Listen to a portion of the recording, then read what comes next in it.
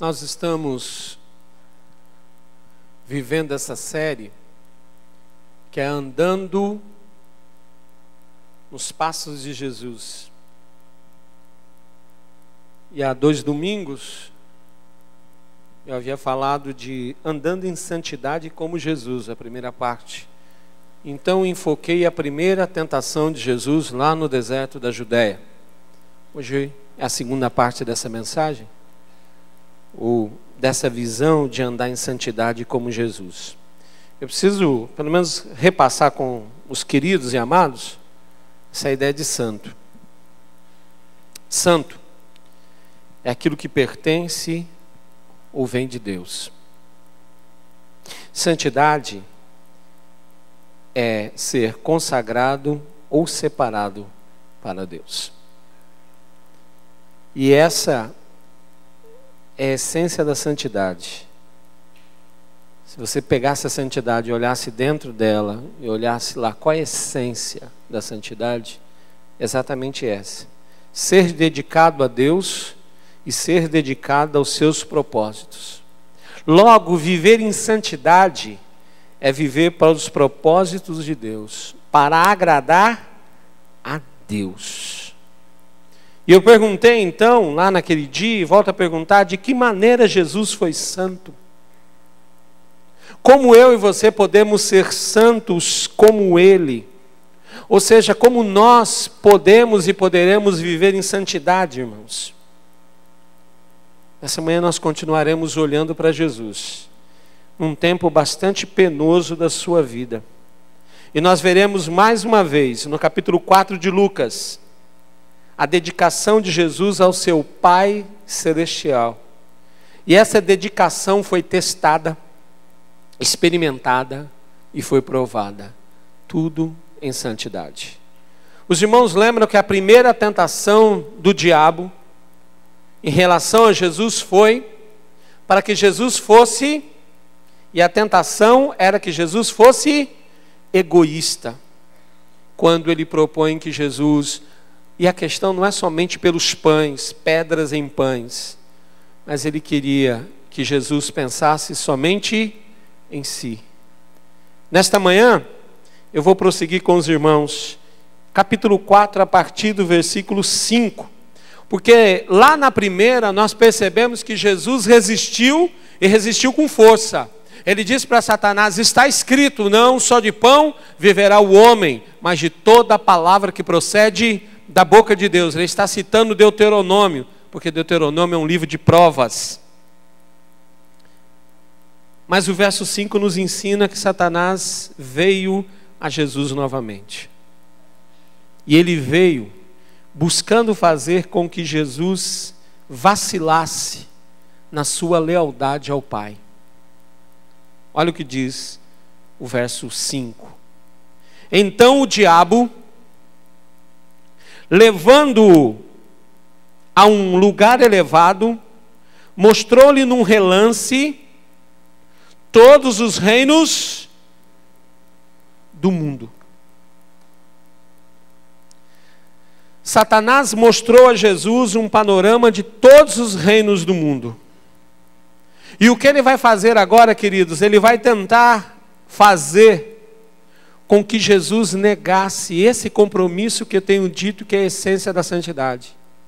Ele vai fazer com que Jesus negasse seu compromisso em buscar a vontade e a honra do seu Pai. O que Satanás queria é que Jesus abandonasse aquela busca e, em vez disso, buscasse a sua própria glória. A segunda tentação é a tentação de ser bem-sucedido. Essa era a tentação. Satanás apelou para que Jesus fosse bem-sucedido. E olha como ele fez isso. Verso 6. Mostrou-lhe no 5 todos os reinos do mundo e disse-lhe: dar-te-ei toda a autoridade e glória desses reinos, porque me foi entregue, e eu a dou a quem eu quiser.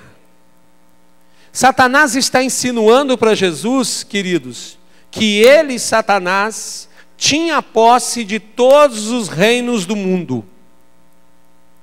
Satanás tentou enganar Jesus com uma oferta. A oferta é: eu lhe darei a autoridade e a glória dos reinos da terra. E Satanás está fazendo isso porque ele é usurpador. O que é usurpador? É tomar para si aquilo que não lhe pertence. E alguém vai dizer: não, a Bíblia diz que o mundo jaz no inimigo. Não está escrito isso na Bíblia? Porém, irmãos, o Salmo 2 ensina que todas as nações foram prometidas não para Satanás. Abra lá, confira comigo para quem foram prometidas. Todas as nações do mundo foram prometidas ao Messias. Olha o Salmo 2, por favor.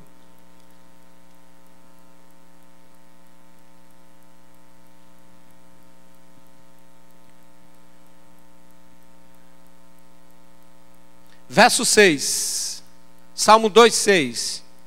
Deus disse assim: eu tenho estabelecido o meu rei sobre Sião, meu santo monte. Falarei do decreto do Senhor. Ele me disse: tu és meu filho, hoje te gerei. O verso 8 então lhe diz: pede-me e eu te darei o que, queridos? As nações por herança, as extremidades da terra por... Tu os regerás e os quebrarás com uma vara de ferro, os despedaçarás como um vaso de oleiro. As nações pertenceriam e foram prometidas ao Messias. Ainda assim, quando você volta comigo em Lucas capítulo 4, o grande enganador tentou seduzir Jesus. Vocês percebem a proposta dele lá no versículo 6? Quando ele disse assim: eu te darei toda a autoridade e glória desses reinos. O que é que ele está propondo? Ele está propondo para Jesus o seguinte: você pode ter toda a glória, você pode ter todos esses reinos, sem precisar enfrentar a dor e sem precisar enfrentar a vergonha da cruz. Isso não seria ótimo? Ter tudo aquilo que você de alguma forma um dia terá, mas sem precisar sofrer, sem precisar ter dor, sem precisar ter vergonha. O que ele está propondo é: você pode ter a coroa sem precisar passar pela cruz. É um atalho. Eu te ofereço a coroa sem dor, sem vergonha, sem cruz. Essa oferta não era atraente, irmãos? Me diga. Não era atraente? Porque hoje, e quando eu estudo esses textos, me assusta. Porque a igreja de Jesus está oferecendo o mesmo atalho satânico para os servos de Jesus. A igreja que fala em nome de Jesus está oferecendo atalhos, dizendo: pare de sofrer, não sofra, não existe vergonha, não pode existir dor, só conquista sem tudo isso. É a mesma proposta de Satanás. Satanás está dizendo: eu te dou glória, eu te dou autoridade, mas você não precisa sofrer nada. É coroa sem cruz. Isso que assusta. A proposta de Satanás está voltando como ensino na igreja de Jesus. Aquilo que Satanás usou para tentar Jesus, agora está se tornando doutrina. É de arrepiar, irmãos. Porque é por isso que é atraente. Senão, nós veríamos hoje esses lugares que ensinam isso vazios, mas pelo contrário, eles estão cheios. Mas tinha um pequeno detalhe. Sempre tem. Jesus tinha que pagar um preço se ele aceitasse a oferta de Satanás. O preço está no capítulo 4, verso 7. Venha comigo. Qual é o preço que Jesus tinha que pagar? Se tu, pois, me adorares, será toda tua. Satanás, preste atenção, irmãos. Satanás procurava fazer com que Jesus o adorasse, em vez de adorar a quem? Ao Pai Celestial. E como é que Jesus, irmãos, ele respondeu a essa tentação? Jesus, mais uma vez, ele se recusou a comprometer a santidade dele. A santidade dele era a dedicação que ele tinha ao Pai Celestial. Ao invés de adorar o diabo, sabe o que Jesus o fez? Jesus o repreendeu. Jesus repreendeu o diabo e ele recorreu a Deuteronômio capítulo 6, versículo 13. Mas nós vamos ler capítulo 4, verso 8, que está a citação aí. Respondeu-lhe Jesus, e aqui ele está citando Deuteronômio. Está escrito. O que está escrito, Satanás? Ao Senhor teu Deus adorarás, e só a Ele servirás. Sabe o que Jesus está deixando bem claro aqui, irmãos? É que somente Deus é soberano. Somente Deus é digno da nossa adoração. Somente Deus é digno do nosso serviço. O que Jesus está dizendo é: não importa o custo, nós devemos adorar somente a Deus. Interessante, ser bem-sucedido. Jesus não veio a essa terra para ser bem-sucedido aos olhos do mundo. Lá em Mateus capítulo 20, verso 28, ele diz assim: porque o Filho do Homem não veio para ser servido, mas para servir e dar a sua vida em resgate de muitos. Jesus não seria enganado por Satanás na tentativa de fazê-lo bem-sucedido, evitando a cruz. Jesus estava disposto a manter a sua santidade, sua dedicação ao Pai Celestial. Jesus estava disposto a seguir o caminho traçado pelo Pai, não importando para ele o quão humilhante e doloroso este caminho pudesse ser.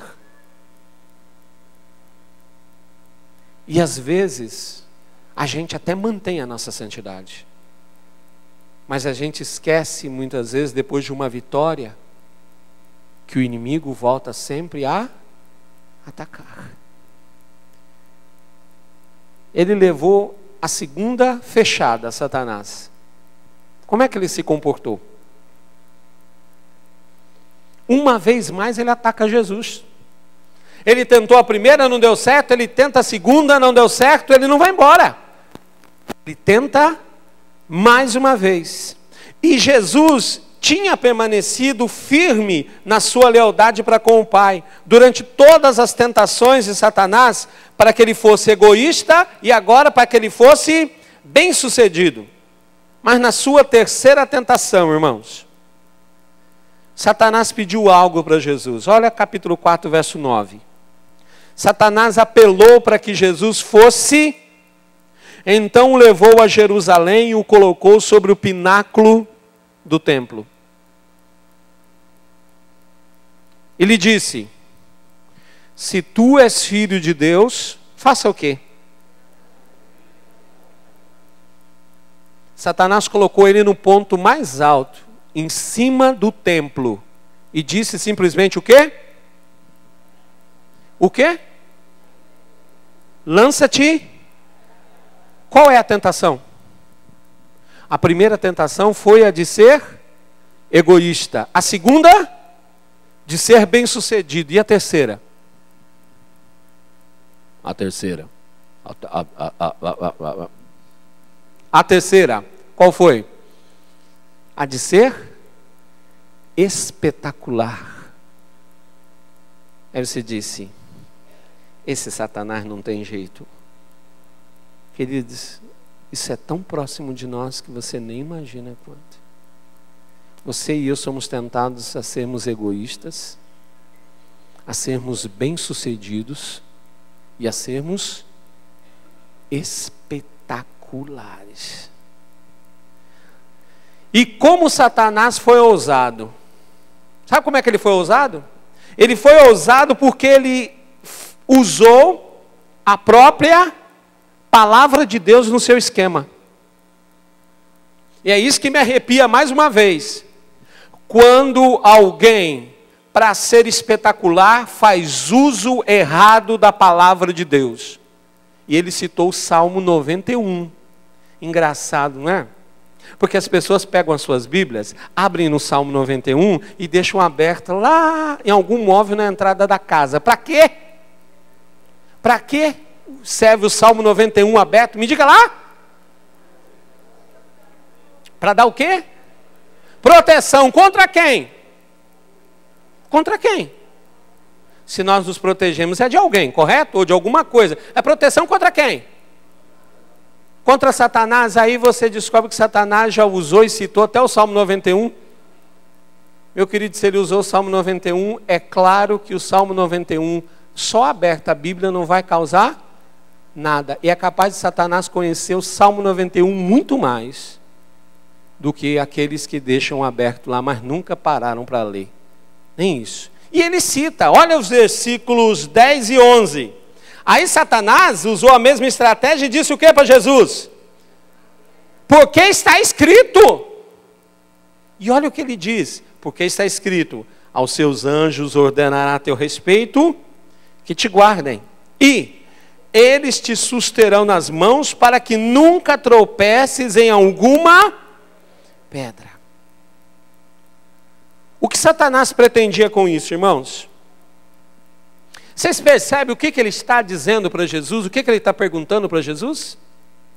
De fato, ele está perguntando a Jesus o seguinte, e ele nos pergunta também, quantas vezes, principalmente passando por uma situação como essa do irmão Josué, ou de Leilane, e de outros tantos, quantas pessoas não ele vem e pergunta no ouvido assim, você tem certeza que o seu Pai Celestial realmente se importa com você? Você tem certeza que Deus realmente se importa com você? Você pode de fato confiar nas palavras dele de amor? Você pode ter certeza real? Eu acho que você precisa provar e fazer com que ele prove a preocupação dele. O que Satanás está sugerindo para Jesus é, force a mão de Deus Pai.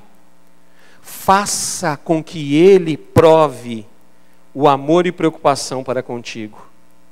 Faça alguma coisa espetacular, apenas para ter certeza de que ele realmente vai proteger você. Faça o seguinte, pule. Simples. Pule e você vai provar se ele cuida de você de verdade. Meu irmão, uma vez mais Jesus mostrou a santidade dele. Santidade é obediência firme ao Pai Celestial. Como é que Jesus fez isso? Ele rejeitou os apelos do inimigo quando ele cita Deuteronômio 6,16, mas em ordem correta. Ele diz assim, verso 12, 4:12. Respondeu-lhe Jesus. O que Jesus respondeu?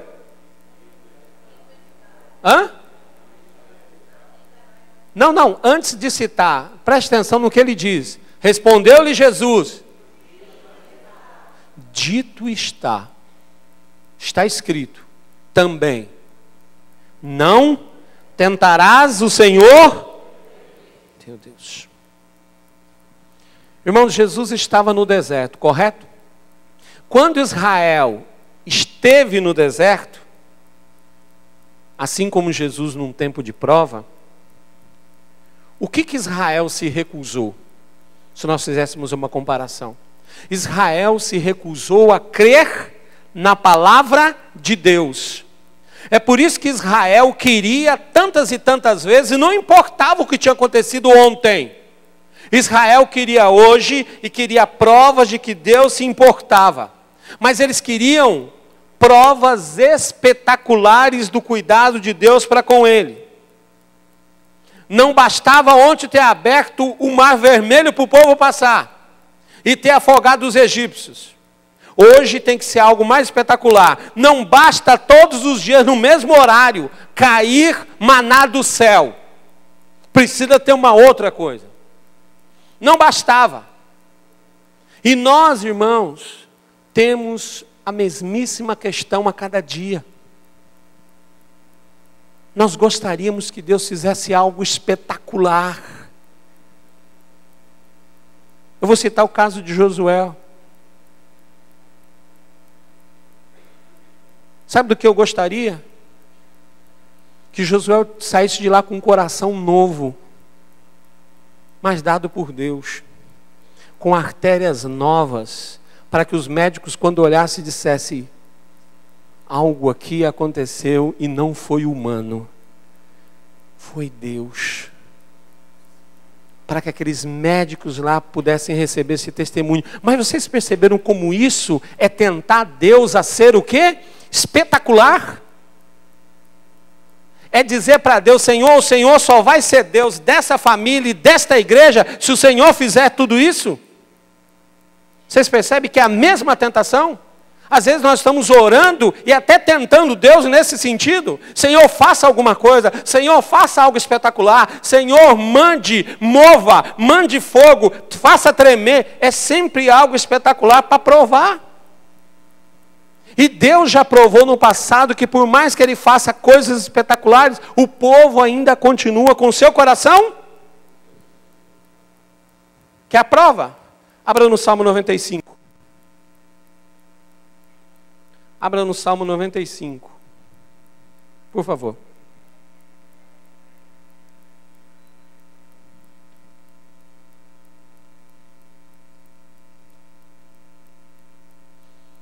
Escute da boca de Deus, versos 8, 9 e 10. Ele diz: não endureçais o vosso coração como no dia de Massá no deserto, quando vossos pais me provaram e viram a minha obra. Durante 40 anos estive irritado com aquela geração e disse: é um povo que erra de coração e não conhece meus caminhos. Foi isso que Deus disse daquele povo. Jesus, diferente também de Adão e dos próprios israelitas, ele permaneceu firme. Quando ele disse para Satanás: não tentarás o Senhor teu Deus. A sua resposta é essa, irmãos. O que ele estava dizendo para Satanás era: a palavra de Deus é o suficiente. Eu creio nele. Eu não preciso colocá-lo à prova, porque isto não é confiar. Ordenar, clamar, ou pedir, ou até como hoje é comum, dar ordens para que Deus faça alguma coisa além da sua vontade que já está revelada, para que Deus então prove o seu amor por mim ou por nós, é um jogo, e um jogo barato.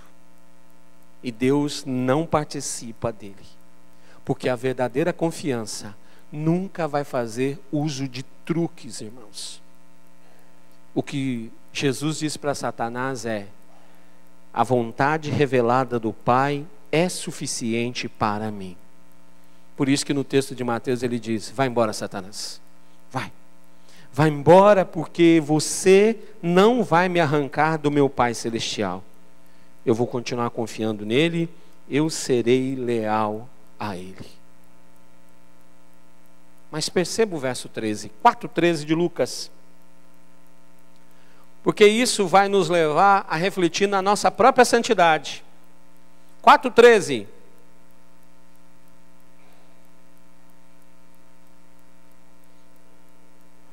Se fosse num filme, essa seria a parte final do filme, né? Depois de todo o sofrimento, agora é a reviravolta, né? Ele enfrenta o inimigo e faz o quê? Ele vence o inimigo. E na nossa mente parece que é assim. Eu e você passamos por uma situação difícil, vencemos, e aí o que nós fazemos? Nós vamos para casa porque não tem mais com o que se preocupar. Isso já acabou. Agora é só descansar. 4:13.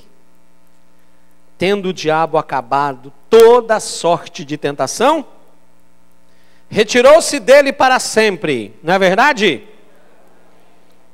Até o quê? Você já prestou atenção? Significa que ele vai voltar a atacar. Quando? Em que situações ele voltará a atacar? Quando você estiver mais comprometido com Deus? Mais consagrado? O momento oportuno para quem? Para ele. É quando ele achar uma brecha.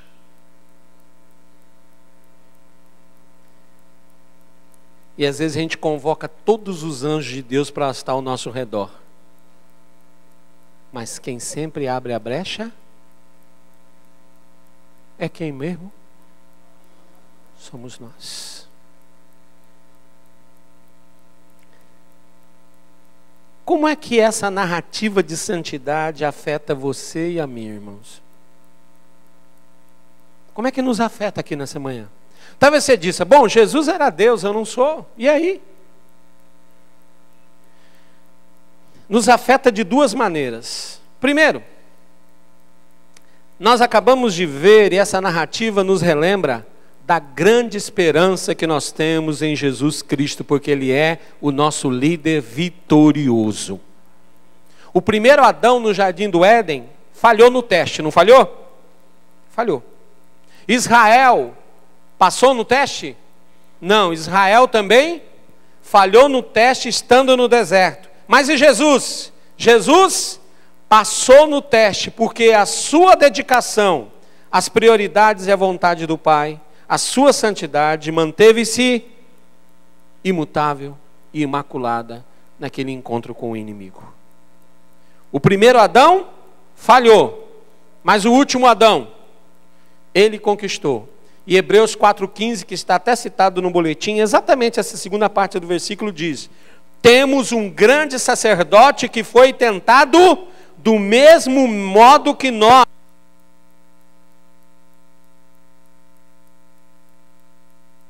Não pecou.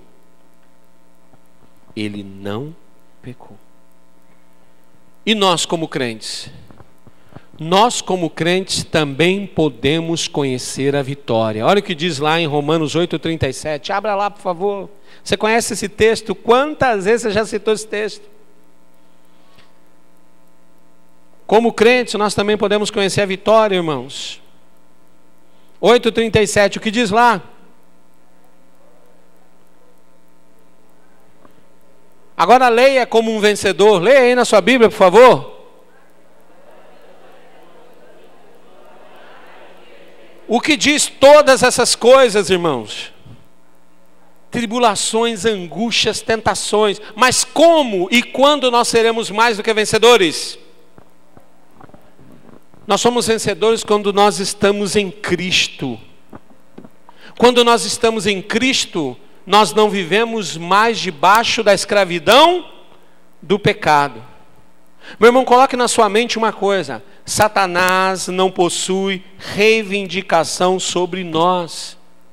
Não possui. Nós somos livres para rejeitar, a nos submetermos e nos rendermos aos esquemas de Satanás. Você é livre para dizer não para ele. Você não é obrigado a aceitar os esquemas, porque Colossenses 1,13 diz: Ele nos libertou do império das trevas e nos levou para o reino da luz, né? Do Filho do seu amor.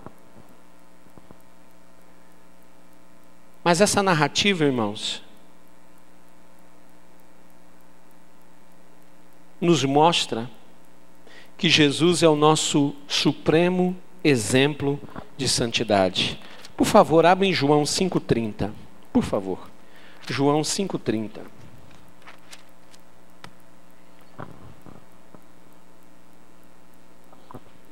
A segunda parte. Agora, antes de eu ler, coloque uma coisa na sua mente. Coloque uma coisa na sua mente. Se isso não for claro para você, nós não vamos querer andar em santidade. Coloque uma coisa na sua mente, é o seguinte: como crentes, e você é crente? Como crente, e você é crente?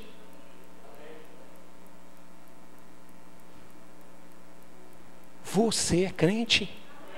Ó, não é o seu parente incrédulo que está perguntando, não. Não é aquela pessoa que você quer namorar e está se escondendo, não. Tá? Estou lhe perguntando, você é crente? Então ponha na sua cabeça de crente. Como crentes, nós temos a obrigação de andar nos passos de Jesus. Repita comigo. Como crente, eu tenho a obrigação de andar nos passos. Agora creia no que você acabou de dizer. Não, não diga amém, não, creia primeiro. Você precisa acreditar. Você tem que colocar na sua mente dizendo, eu tenho a obrigação. Não é escolha não, é obrigação. Não é se eu tiver com vontade não, é obrigação andar nos passos de Jesus. Assim como Jesus, nós podemos resistir aos esquemas de Satanás. Descubra como. João 5,30, segunda parte. Porque não procuro a minha vontade, mas a vontade daquele. Você recebeu o chamado para ser filho de Deus? Você recebeu um chamado para ser filho de Deus? Então, aqueles que foram chamados para ser filhos de Deus, segundo Efésios capítulo 4, versículo 1, tem que andar de que maneira? Andar de modo digno do chamado que nós recebemos. De que maneira eu e você vamos andar de modo digno amanhã, irmãos? Hoje, todos os dias das nossas vidas. É vivendo uma vida de obediente lealdade ao Pai que nos chamou. Tem gente que é leal à sua denominação, mas infelizmente muitos não são leais ao Pai. Tem gente que não é mais leal nem à sua igreja local. Não são mais leais nem à sua igreja local. Mas é porque muitos nunca foram ao Pai Celestial. Por isso não conseguem ser leais ao projeto dele, ao corpo dele, ao povo dele. O problema é lá na base. Só existirá lealdade aqui, quando nós somos leais com ele lá. Querido, coloque uma coisa, mais uma coisa na sua mente. Satanás vai nos tentar. Da mesma forma que ele tentou Adão, e ele venceu. Da mesma forma que ele tentou os israelitas, e venceu. Da mesma forma que ele tentou Jesus, mas aí ele perdeu. E ele vai nos tentar sermos pessoas egoístas. E cá para nós não é muito difícil não, é? Hein? É. Nós somos egoístas até como repartimos uma pizza em casa. Até no refrigerante nós somos egoístas. Ou não? Quiçá nas coisas maiores. Não é muito difícil não. Ele vai nos tentar sermos pessoas bem-sucedidas. E muitos hoje querem ser bem-sucedidos. Não importa o que tenham que fazer. Se as pessoas dizem que vão passar por cima de qualquer um que estiver no caminho, se ajoelhar diante de Satanás é moleza. Tem gente se ajoelhando aos pés de Baal, achando que é Jesus quem está lá, mas quem está lá é Baal. Tem gente beijando os pés de Baal como se fosse de Jesus. E por fim, ele vai nos tentar sermos espetaculares. E tem gente por aí que acredita que é espetacular. Sabe? Que caíram no engodo satânico. É melhor nem dizer o que eu já ouvi que alguns fazem em algumas igrejas. Nem vou lhes contar. Porque para mim me parece tão fora da realidade que parece que nós estamos assistindo um filme de ficção científica. Sabe aquela espada de Guerra nas Estrelas? Você assistiu Guerra nas Estrelas, não assistiu? Sabe aquela espada de luz? Pois tem gente, tem crente por aí que anda sacando ela no ar e achando que tem uma espada daquela para cortar o diabo. Achando que é espetacular. E pior, foi convencido que nas mãos dele foi colocada uma espada dessa. Meu irmão, isso é brincar. Brincar. Entrar na jaula do leão, se trancar junto com ele e puxar a barba do leão dizendo que ele é um gatinho. É a mesma coisa. E tem crente que está exatamente brincando com o leão, colocando a cabeça e depois, mais tarde, não sabe porque vai correr o risco de perdê-lo. O que eu e você precisamos é seguir o exemplo de Jesus. Nós só vamos poder resistir às tramas de Satanás confiando na palavra dele. Como Jesus, eu e você precisamos ter lealdade às prioridades, não nossas, mas às prioridades do nosso Pai Celestial. Aos propósitos não nossos, mas aos propósitos do nosso Pai Celestial. E às vontades não nossas, mas do nosso Pai Celestial. Porque nas nossas nós somos leais. Nós somos leais às nossas prioridades. Nós somos leais aos nossos propósitos e à nossa vontade. Tanto que a gente cumpre sempre na frente da vontade de Deus, na maioria das vezes. O que a gente precisa é aprender, irmãos. Aprender a ser leal às coisas de Deus, mais do que às nossas. E assim como foi para com Jesus, nossa alegria deve ser o de fazer a vontade do nosso Pai. 4:34 de João, eu vou terminar aqui e convidá-lo à noite. Eu vou apresentar mais uma marca de uma igreja saudável. A marca do compromisso. A marca do compromisso. Disse-lhe Jesus: